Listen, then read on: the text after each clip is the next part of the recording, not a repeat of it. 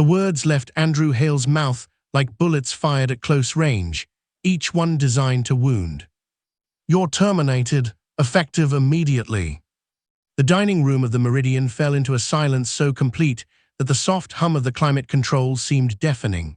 Polished silverware caught the amber glow of pendant lighting, and the few remaining patrons froze mid-conversation, their forks suspended between plate and lip. The air itself seemed to thicken, charged with the weight of witnessed injustice. Sarah Nolan stood motionless beside table 14, her hands still holding the empty tray she'd been carrying moments before. Her face betrayed nothing, no shock, no anger, no plea for mercy.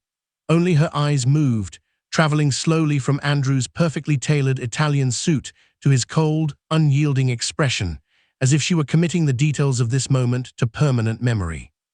Behind her, near the entrance, a disheveled man in a grease-stained jacket stood frozen with a half-eaten sandwich in his trembling hands.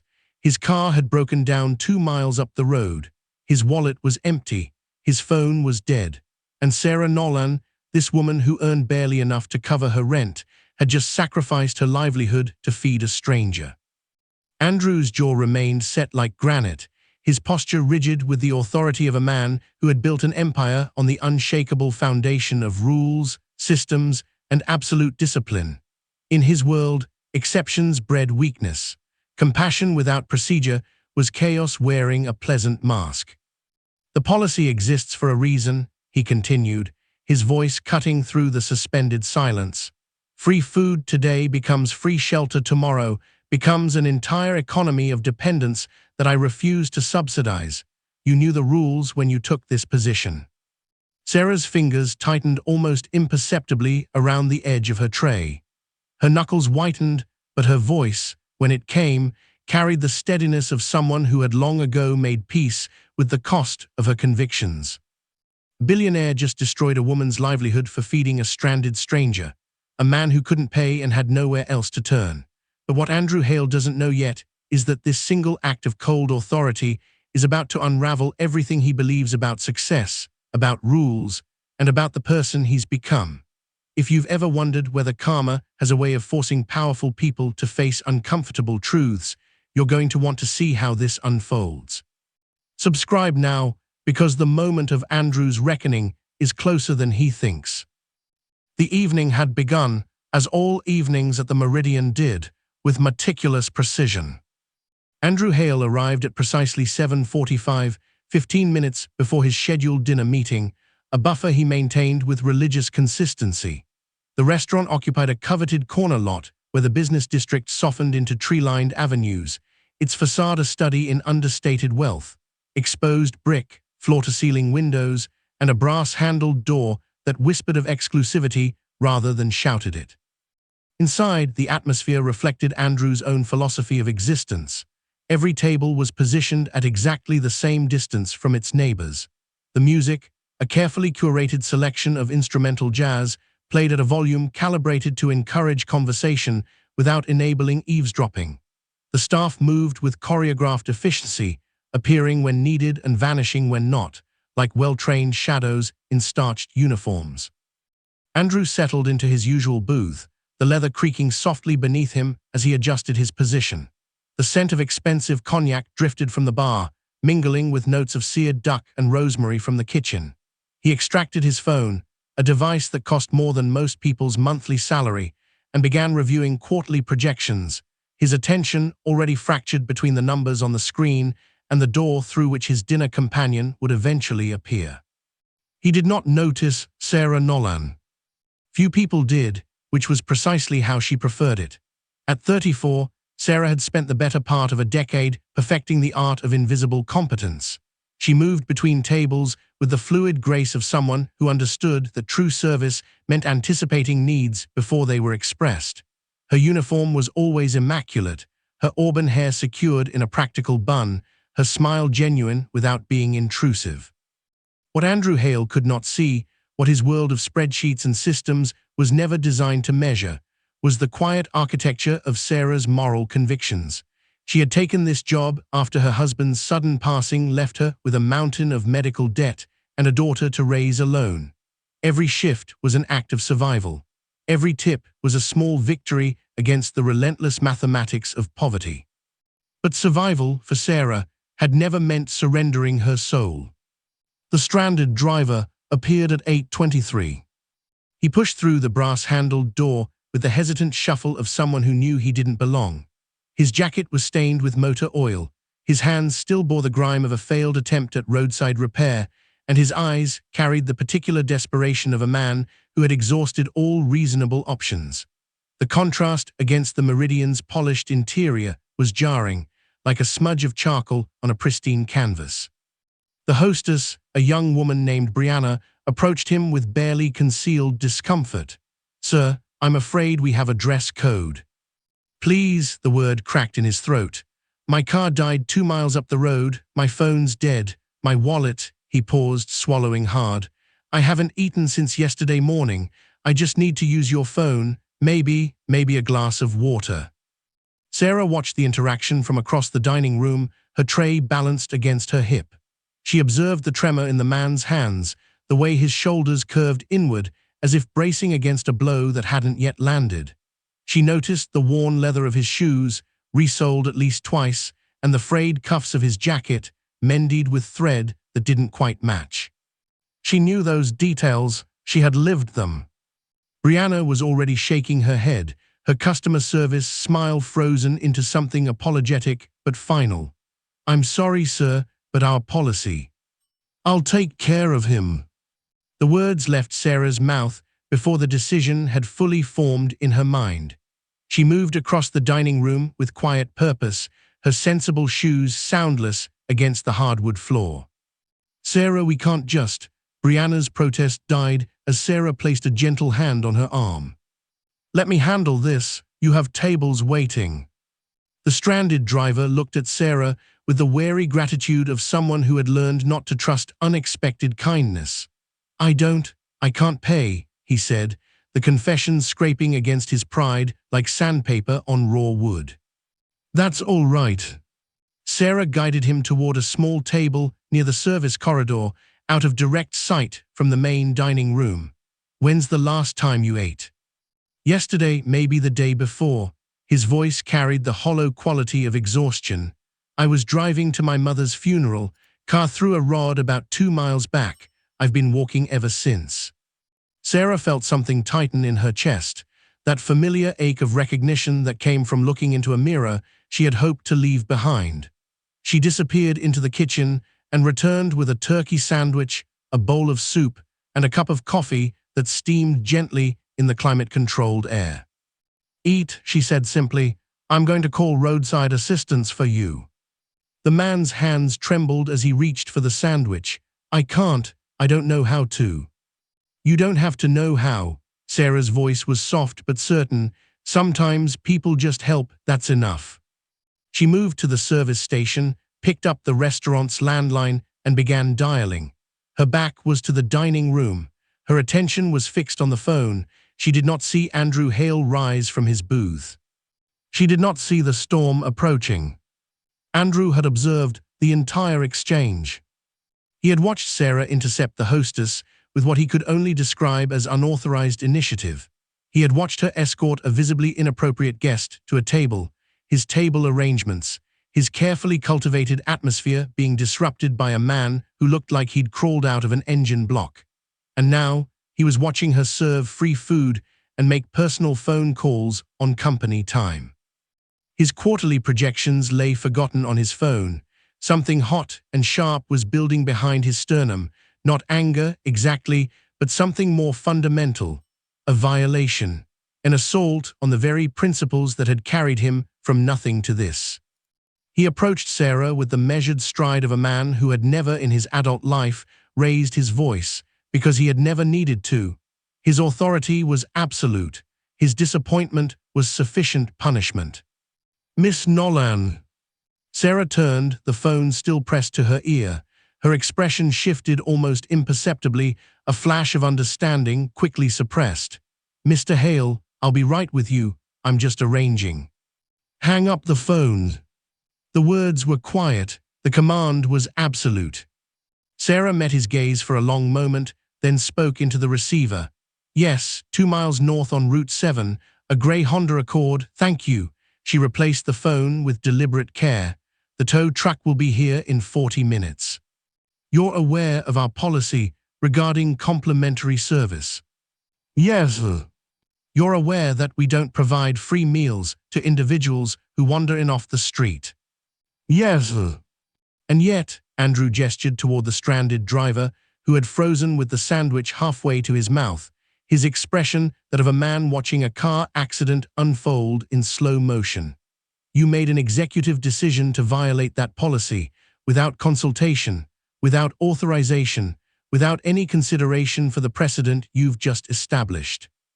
The other diners had abandoned all pretense of minding their own business. Conversations had died. Forks had been lowered. Every eye in the meridian was fixed on the spectacle unfolding near the service corridor. Sarah's chin lifted almost imperceptibly. His car broke down. He's on his way to his mother's funeral. He hasn't eaten in 2 days. Tragic, the word carried no warmth. Also irrelevant, you violated policy. You demonstrated to every person in this restaurant that rules are negotiable when feelings are involved, that discipline is optional when the sob story is compelling enough. It was a sandwich, Mr. Hale, and some soup. It was a breach of protocol. Andrew's voice remained level, but his eyes had hardened into something cold and final. It was undisciplined sentimentality dressed up as virtue, and it cannot stand. He straightened his already perfect tie, a gesture that seemed more ritual than necessity. You're terminated, effective immediately. The words hung in the air like a verdict. Sarah did not flinch. She did not plead. She did not offer excuses or mount a defense. She simply removed her apron with the same quiet efficiency that had characterized every other action she'd performed that evening. She folded it neatly, set it on the service station counter, and met Andrew's gaze one final time. Some rules matter less than people, Mr. Hale. The statement landed with more force than any argument could have. It was not a challenge or a reproach, simply an observation, delivered with the serene certainty of someone who had already weighed the cost of her convictions and found them worth the price. She walked toward the exit without looking back, pausing only to squeeze the stranded driver's shoulder as she passed. Your tow truck is coming, she told him gently. You'll be okay. Then she was gone. The brass door whispered, shut behind her. Andrew stood motionless for a moment, surveying the dining room like a general inspecting a battlefield after victory. The other patrons quickly averted their eyes, returning to their meals with the studied intensity of people who had witnessed something they would rather forget. The stranded driver had set down his sandwich, his appetite apparently vanished. Andrew returned to his booth, resumed his position, and picked up his phone. The quarterly projections waited for his attention, their numbers and percentages as reliable and predictable as they had always been. He did not feel victorious. He did not feel anything. The insomnia arrived at 3 in the morning. Andrew Hale lay in his penthouse bedroom, surrounded by the trappings of extraordinary success. The sheets were Egyptian cotton, thread count in the thousands. The mattress had been custom designed by specialists who studied the science of sleep. The ambient temperature was precisely controlled. Every condition for rest had been optimized, measured, and implemented. And yet, sleep refused to come. He stared at the ceiling, his mind replaying the evening's events with maddening precision. Sarah Nolan's face as she removed her apron, the quiet devastation in the stranded driver's eyes, the weight of the silence that had followed his pronouncement. Some rules matter less than people. He turned onto his side, aggressively adjusting his pillow. The statement was naive. It was the kind of thing someone said when they had never built anything, never understood that empires were constructed one uncompromising decision at a time. Sentiment was the enemy of success. Exceptions bred weakness. He had learned these lessons in the crucible of survival, and they had never failed him. So why did he feel as though he had failed them? The memory surfaced without warning, as if it had been waiting in ambush for just this moment of vulnerability. He was 23 again, driving a rusted Chevy pickup that burned oil and shook violently at speeds above 45. The night was bitter cold, February in Michigan, where winter didn't just arrive but invaded, occupying every corner of existence with ruthless efficiency. He had been traveling to a job interview 2 states away, his entire future balanced on the thin hope that someone would see past his lack of credentials and recognize his potential. The engine died at mile marker 127. He remembered the sound, that final, sputtering cough before silence. He remembered the dashboard lights flickering and dying. He remembered the way his breath had fogged in the suddenly frigid air as the heat faded and winter began reclaiming the cab of the truck. His phone was dead. His wallet contained $11 and change. The nearest town was 15 miles in either direction, and the temperature had already dropped below zero. He sat there for what felt like hours, his hands going numb against the cold steering wheel, his mind cycling through diminishing options. He thought about walking and calculated that he would likely develop hypothermia before reaching help. He thought about flagging down passing cars and watched as 3 vehicles drove past without slowing, their taillights disappearing into the darkness like extinguished hopes. By the 4th hour, he had made peace with the possibility that this might be how he died, not in dramatic fashion, but through the simple, stupid accumulation of bad luck and worse timing. Then the truck appeared.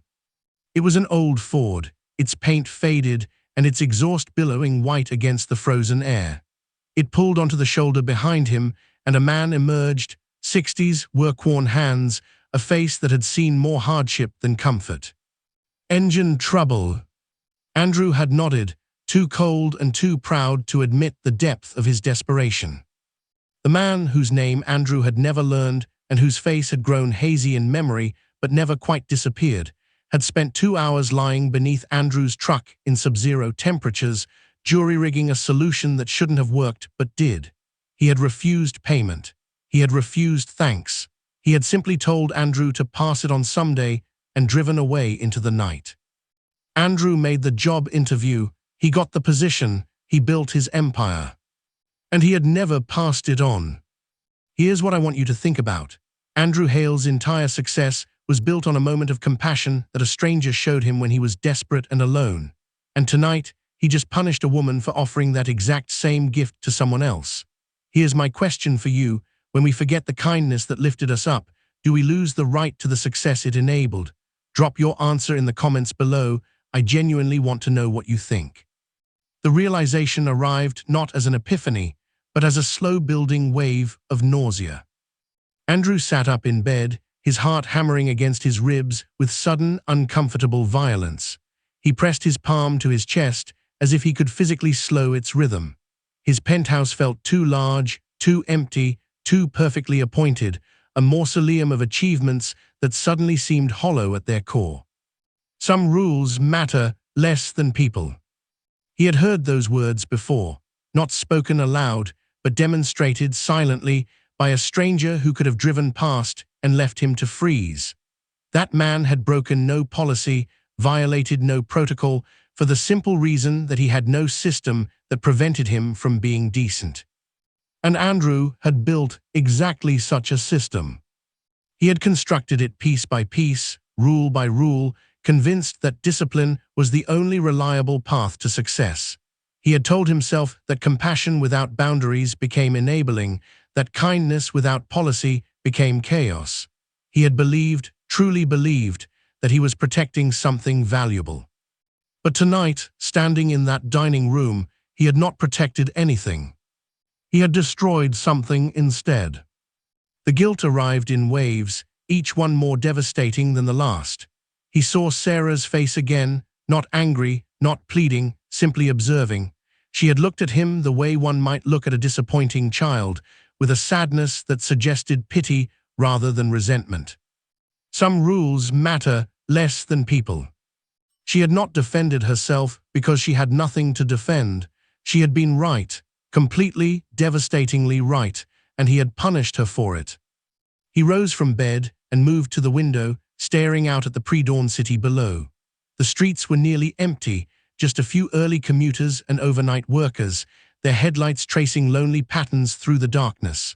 Somewhere out there, Sarah Nolan was probably lying awake, calculating how she would cover her bills without employment. Somewhere out there, a man was arriving at his mother's funeral, carrying with him the memory of a woman who had fed him when he was starving, and a man who had destroyed her for it.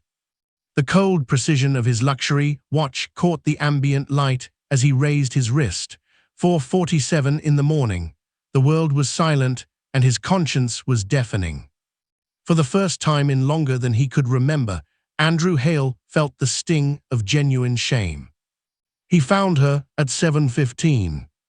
The sun had just crested the horizon, casting long shadows across the parking lot of a modest apartment complex on the eastern edge of the city. Andrew had obtained her address from Human Resources, one of the few benefits of owning the company that employed her, and had driven there with the kind of urgency that surprised him. His Mercedes seemed absurdly out of place among the older sedans and practical compacts that filled the neighboring spots. He sat behind the wheel for several minutes, marshalling his thoughts, rehearsing words that felt inadequate before he'd even spoken them. When Sarah emerged from the building's entrance, he was waiting. She wore jeans and a simple cardigan, her hair loose around her shoulders. A coffee cup steamed in her hands.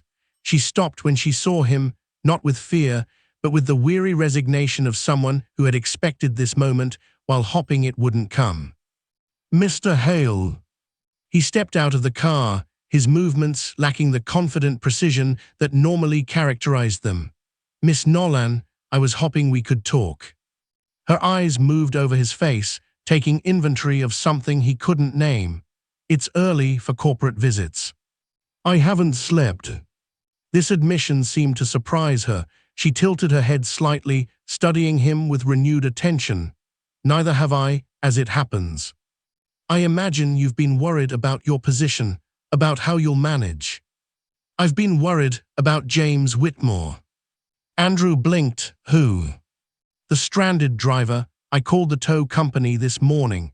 They confirmed he made it to his destination. His mother's service is at 10. She took a slow sip of her coffee, her gaze never leaving his. "I thought you'd want to know that your dining room interruption didn't prevent him from saying goodbye to her." The words landed like a physical blow. Andrew felt his carefully prepared speech dissolve, replaced by something rower and less controlled. "I came to apologize." Sarah's expression didn't change. She waited, coffee cup warming her hands, the early morning light catching threads of copper in her hair. "I was wrong." The words felt strange in his mouth, unfamiliar, like a language he'd forgotten, not just about the policy, about everything, about what matters, about what I've allowed myself to become. Sarah lowered herself onto the apartment complex's front steps, gesturing for him to sit beside her. It was not an invitation, more a test. Would the billionaire in the $1,000 shoes sit on concrete that hadn't been swept in days? Andrew sat. "Tell me why," Sarah said quietly, "not the business reasons, the real reasons." And so he told her. He told her about the Michigan highway, about the frozen night and the dying engine. He told her about the stranger who had saved his life without expecting anything in return. He told her about the decades since, during which he had convinced himself that gratitude was repaid through success rather than replication. "I built an empire," he said, his voice rough, "and somewhere along the way, I forgot why I survived to build it. I forgot that someone showed me mercy when I had nothing to offer in return. I forgot that I was the man in the grease-stained jacket once."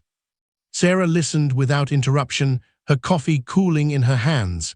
When he finished, she was silent for a long moment. "You didn't forget," she said finally. "Forgetting is passive. You chose to stop remembering, because remembering meant admitting that your success wasn't entirely your own, that someone else's grace was woven into its foundation." Andrew nodded slowly, the truth of her words settling into his bones. I think I convinced myself that becoming powerful meant I no longer needed what that stranger gave me, that I had somehow graduated beyond compassion." And now, he met her eyes, those steady, observant eyes that had watched him pronounce her termination without flinching. Now I understand that I was wrong, about you, about the policy, about everything. Sarah considered this for a moment. Wrong about what specifically? Because I need to know if you're apologizing for punishing me or for the fact that you built a system where such punishment seemed logical. Both, the word came without hesitation. The system was wrong because it was built on the false premise that compassion is a liability, and I was wrong because I enforced it without questioning whether it reflected who I actually want to be. A long silence stretched between them. Somewhere nearby, a car engine started and hummed away. A bird called from a telephone wire, its song indifferent to the weight of human reconciliation. I don't need your money, Sarah said finally, or your pity. I've survived worse than one lost waitressing job. I know. Andrew reached into his jacket and withdrew an envelope, which he set on the step between them. This isn't pity, it's an opportunity. Sarah didn't touch the envelope. Explain. I'm restructuring the charitable arm of my company. I want to create a genuine community outreach initiative, not the tax write-off kind, but something that actually helps people. Food assistance, emergency support, transportation for those who need it. He paused, the vulnerability in his voice audible even to his own ears. I want you to run it. Sarah's eyebrows rose slightly, the first visible crack in her composure. You're offering me a job, the morning after firing me. I'm offering you power, the power to do what you did last night, only with resources, infrastructure, and protection.